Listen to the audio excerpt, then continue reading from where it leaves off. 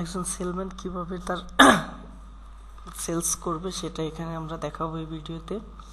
তো আমি একজন সেলসম্যানের ইউজার এবং পাসওয়ার্ড দিয়ে লগ ইন করলাম। করার পরে এই ড্যাশবোর্ডে আমরা দেখতে পারবো সে আজকের দিনে কত বিক্রি করছে, টোটাল কত বিক্রি করছে, কারেন্ট মান্থে কত বিক্রি করছে, এই টোটাল হিসাবটা এখানে এক নজরে আমরা দেখতে পারবো। তো তার কাজ হচ্ছে সে পজের মাধ্যমে সেল করবে। পজ সেলে ক্লিক করবে, ক্লিক করার পর হচ্ছে তার সাথে এরকম একটা ইন্টারফেস আসবে। আসার পর হচ্ছে তার কাজ হচ্ছে জাস্ট যে প্রোডাক্টটা উনি সেল করবে সেটার নাম এখানে লিখতে পারে, বা বারকোড থাকলে বারকোড লিখতে পারে, আর না হয় এখানে সরাসরি থাকলে এবং জাস্ট একটা ক্লিক করলে অটোমেটিক এখানে চলে আসবে। আসার পর হচ্ছে যে একজন কাস্টমার সিলেক্ট করতে হবে, যদি কাস্টমার এখানে থাকে তাহলে এখান থেকে সিলেক্ট করতে পারবে, তবে বাই ডিফল্ট এই কাস্টমারের কাছে থাকবে। তো গেস্ট ইউজার হিসেবে যে এখানে এসে তারপরে কাস্টমারের নাম, সাপোজ আমি আমার একটা নাম ঠিকানা দিয়ে জাস্ট ইয়েটা ফিল আপ করলাম।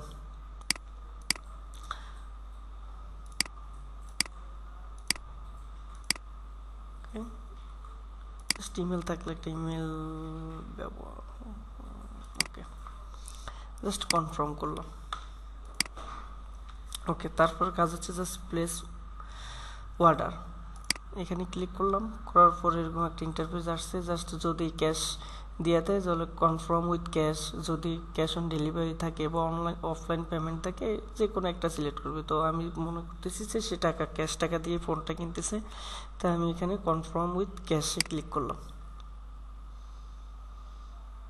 তো এই হওয়ার পরে এরকম একটা ইনভয়েস জেনারেট হবে, চাইলে সে পিডিএফ বা প্রিন্ট করে নিতে পারবে। বাট আমি এখন কিছুই করলাম না, সাপোজ ক্যান্সেল করে দিলাম যে আমার সেল শেষ। ওকে, আমি চলে আসলাম এখানে, দেখেন আমার স্টক এক কমে গেছে, তার মানে আমি সেল করছি।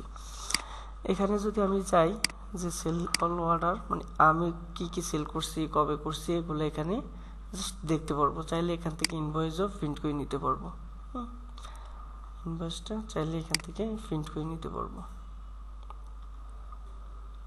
ওকে, এ হচ্ছে আমার ইনভয়েস। তো আচ্ছা, তো দিনের শেষে বা যখন সে ক্লোজিং করবে, যে তার আজকে আর কোনো দোকান বন্ধ করবে, এই সময় ওনার কাজ হচ্ছে জাস্ট প্রোফাইলে যাবে। প্রোফাইলে গিয়ে সে দেখবে যে সে আজকের দিনে কত সেল করছে, কি আসে, বিশেষ সকল কিছু এখানে দেওয়া আছে সামারি আকারে। তো এখানে এসে টোটাল সেলস পেমেন্ট ডিটেলসে ক্লিক করলে দেখবে এরকম সে ক্যাশিয়ার থেকে কোনো টাকা রিসিভ করছে কিনা, প্রিভিয়াস ক্যাশ কত ছিল, ক্যাশ সেল কত করছে, ডেবিট বা ক্রেডিট কার্ডের মাধ্যমে সে কত সেল করছে, ব্যাংক ট্রান্সফার মাধ্যমে কত সেল করছে, এগুলো এখানে সে দেখতে পারবে। এখন তার কাজ হচ্ছে যে যখন সে দোকান বন্ধ করবে তখন সেলসম্যান ম্যানেজারের কাছে টাকাটা বুঝিয়ে দিয়ে আসবে।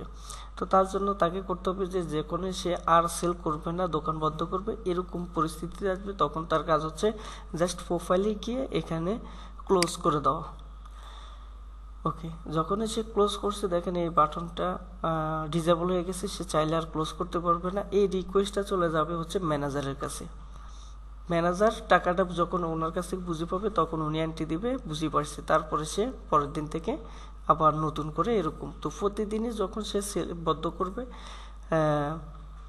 দোকান বদ্ধ করার সময় জাস্ট তাকে কাজ করতে হবে যে ক্লোজ করে দিতে হবে, এবং হিসাব নিকাশ এখানে দেখাবে যে কত টাকা আছে তার কাছে। জাস্ট যখন সে ক্লোজ করবে তখন এটা ম্যানেজারের কাছে একটা রিকোয়েস্ট চলে যাবে। ওকে, আমরা তারপরে চলে যাই ম্যানেজার। এবার ম্যানেজার কিভাবে টাকাটা রিসিভ করবে সেটা দেখানোর জন্য আমি আবার একটা ম্যানেজারের অ্যাকাউন্টে লগ ইন করতেছি।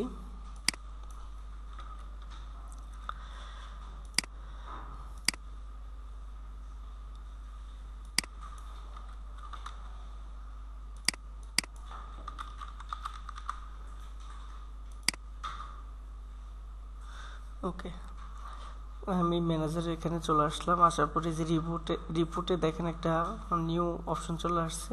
এখানে আসার পরে জাস্ট এই যে স্টাফ ক্যাশ রিসিপ্ট নামে একটা অপশন আছে, এখান থেকে সে দেখতে পারবে জাস্ট ভিউতে ক্লিক করে যে হ্যাঁ সে কি কি করছে, ক্যাশ কত ছিল, প্রিভিয়াস ক্যাশ কত ছিল, ক্যাশ সেল করছে কত, কার্ডে সেল করছে কত, ব্যাংকে সেল করছে কত। জাস্ট সে যখন সেলার থেকে টাকাটা বুঝে নেবে, জাস্ট এখানে এন্ট্রি দিবে যে কত টাকা সে বুঝে নিল।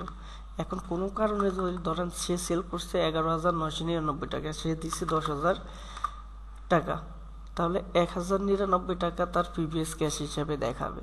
হ্যাঁ, তো আমরা মনে করি যে সকলটাকে তাকে দিয়ে দিছি, ম্যানেজার সকলটাকে বুঝি পাইছে, তাহলে সেখানে যে টাকাটা বুঝি পাইছে এন্ট্রি দিয়ে জাস্ট রিসিপ্টে ক্লিক করলে তার কাজ শেষ।